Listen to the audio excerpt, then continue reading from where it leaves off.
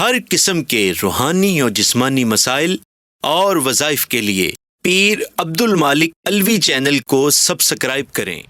بسم اللہ الرحمن الرحیم، نحمدہ ونصلی ونسلم علی رسولہ الکریم، اما بعد فاعوذ باللہ من الشیطان الرجیم، بسم اللہ الرحمن الرحیم۔ اکثر لوگ سوال پوچھتے ہیں اور کہتے ہیں کہ ہمارے گھر میں ہر روز کسی نہ کسی بات پر لڑائی جھگڑا رہتا ہے، ہر روز کوئی نہ کوئی نیا مسئلہ کھڑا ہو جاتا ہے، اس کا آپ ہمیں کوئی حل بتا دیں۔ اس کے لیے ایک بہترین عمل ہے جس کو ہم نے کرنا چھوڑ دیا ہے۔ آپ میری بات کو سنیں گے تو پھر آپ کو میری بات سمجھ آئے گی کہ اصل مسئلہ کہاں ہے اور کس وجہ سے ہمارے گھروں کے اندر برکتیں نہیں ہیں، ہمارے گھروں کے اندر شیطانی اثرات موجود ہیں اور ہمارے گھروں میں اکثر لڑائی جھگڑا رہتا ہے۔ آپ دیکھیں، نبی صلی اللہ علیہ وسلم نے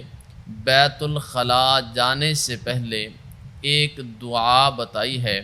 کہ بسم اللہ اللہم انی اعوذ بک من الخبث والخبائث،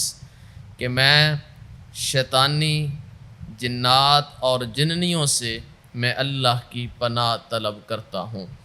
اس جگہ سے یہ معلوم ہوتا ہے اور یہ بات سمجھ میں آتی ہے کہ بیت الخلاء میں جنات اور جننیوں کا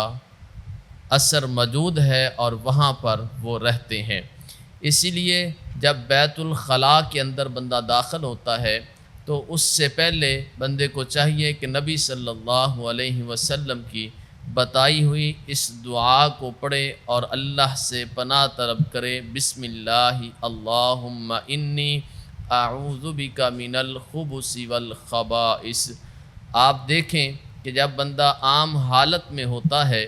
تو جسم پر پورے کپڑے موجود ہوتے ہیں، لیکن جب بیت الخلاء میں پہنچتا ہے تو وہ مخصوص اعضاء جسم کے جن کو برہنہ کرتا ہے اور شیطانی جنات اور جننیاں بیت الخلاء میں موجود ہوتی ہیں، جو اپنا اثر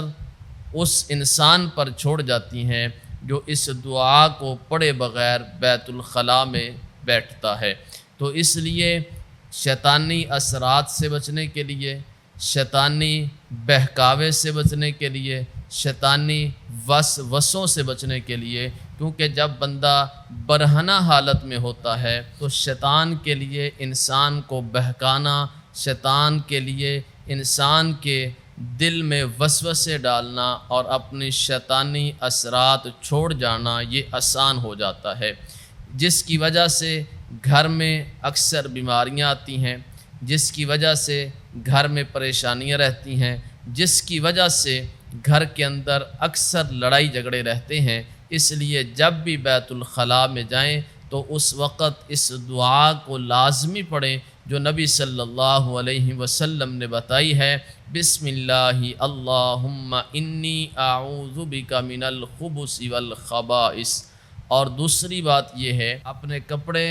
بیت الخلاء میں مت چھوڑ کر آئیے۔ شیطان اس لباس کو پہنتا ہے جس کی وجہ سے اس لباس پر بھی شیطانی اثرات موجود رہتے ہیں۔ کپڑے بھی نہیں چھوڑنے چاہیے، اور جب بھی بیت الخلاء میں داخل ہوں تو اس وقت خود بھی دعا پڑھیں، اپنے گھر والوں کو بھی دعا پڑھنے کی تلقین کریں، اپنے بچوں کو بھی سکھائیں کہ اس دعا کو بیٹا لازمی پڑھنا ہے، بیٹی لازمی پڑھنا ہے۔ اپنی بیوی کو بھی بتائیں، اپنی والدہ کو بھی بتائیں،